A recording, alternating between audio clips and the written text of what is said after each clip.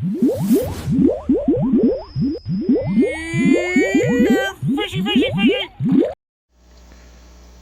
What's going on, fishy friends? Alright, let's do a little DIY project. Let's make some aquarium lids. I just got back from the glass shop and installed these homemade lids on these 10-gallon tanks. They work pretty nice. Slide open and slide closed. And it's relatively simple. Obviously your measurements are going to vary, so I'm not going to give you exact measurements here because every tank is a little different. Different manufacturers have different size tanks. Between my tanks, I have different measurements on the same size tanks, so measure at your own risk here. Measure twice, cut once. Find yourself a good glass shop. What you're probably going to end up wanting to get is 1/8 inch glass. That's pretty thin. I didn't really do too much research. I don't know if there's any kind of safety glass that can be had for this, and theoretically you can use thicker glass as well. But 1/8 inch glass is what I ended up using here because of the tracks I have here. Those white tracks right there are something I picked up at Home Depot. It's technically outside corner molding, and that's what the cross section looks like if we can possibly focus on it there. So what that allows us to do is to sit this way on top of the tank. The bottom piece of glass fits in that bottom track, and the top piece of glass slides along the top. So here's the top piece of glass sliding on the top there, and you can see there's a bottom piece of glass, and that is in the bottom slot of that track, let's call it, that outside corner molding.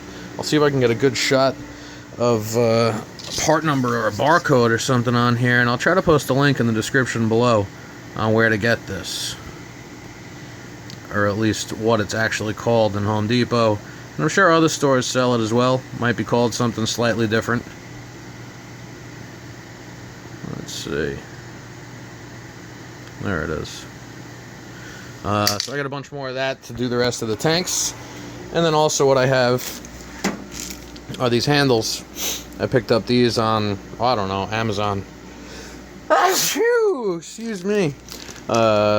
Picked these up on Amazon or maybe one of the big box pet stores or something like that.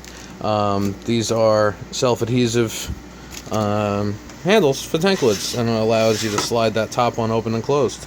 So I'll keep working on these things, and I'll keep... Alright guys, here we are a little later, and I got lids on just about everything. I did mess up my calculations, but they work pretty well. They catch once in a while, but they serve their purpose of covering the tank.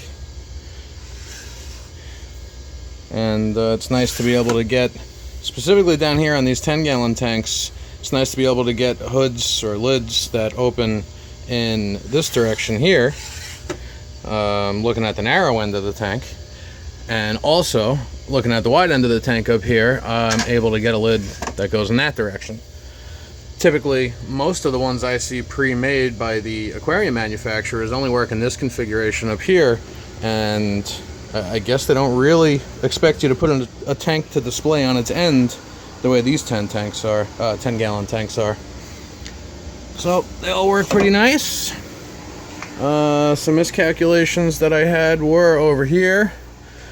I had some store-bought lids up here on this tank that are technically too big because they fit down here on this different brand tank, which is what that one is now. And I only got one made at the glass shop for this tank, instead of getting two made. Alright, ran out of memory there on that. So yeah, I forgot to get enough glass cut to make two of these up here. So now what I have is the old one that's a little too big, that technically is going to have to go down there eventually, and now the new one. Now you can see how much muck and accumulation builds up on these lids over time compared to the nice, sparkling, see-through, clean, brand new ones. That's part of the reason why I've been reluctant to run lids. I figure in my head that dirty haze is got to cut down on the amount of light, and it's probably going to affect the plant growth. But at the same time, the amount of evaporation I'm seeing is pretty great, so I want to get covers on these tanks, especially now with the winter time coming. The evaporation will probably be higher. The tanks are going to have to work harder to be heated, so it would be nice to be able to cut down on some of that. I had broken this over here a couple of weeks ago, and I forgot about that one when I was at the glass shop too. I suppose I could probably just have them cut me a piece to fill this void and stick with a hinge style lid over here, the way I already have, instead of switching over to one of these sliding styles that I just built. So I'm still with an old hinged one over here, and over there. Over here I got an old plastic hinged one that's broken, but it does at least cover the tank. Got a nice new hinged one up top here, and everything over here. Oh, and the new tank that I haven't filled yet. I got one lid on here as well. So guys, nice and simple. One piece of glass rides on top, and the other piece rides down below inside of that channel. And then you put a double-sided tape adhesive backed handle on it, and it slides, and it works really well. The glass shop I went to charged me $10 per piece for these larger ones, we'll call them. So these two and these two, and $5 a piece for these smaller ones here. So it worked out to be about $10 a lid here and about $20 a lid there and there, which is definitely a little cheaper than what I can get the pre-manufactured ones at the pet store for.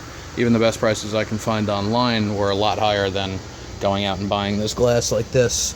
And it looks like it worked. My automatic feeder just went off, and I left just enough room, and there's some flake circulating in the tank right now. I'm gonna have to fine-tune those auto feeders now that I got lids on these tanks, but it looks like it's gonna work well. Alright guys, that's my DIY aquarium lid project. I take no credit for this. I'm definitely not the one that invented it. Can't remember where I saw it first. YouTube video, web forum somewhere. It's been out there, but I'll link below for the outside corner molding, the white tracks here. I might end up using some Krylon Fusion paint to paint these black. I don't know. They don't bother me too much, but they do stand out a lot. Anyway, I'm out of here, guys. Later.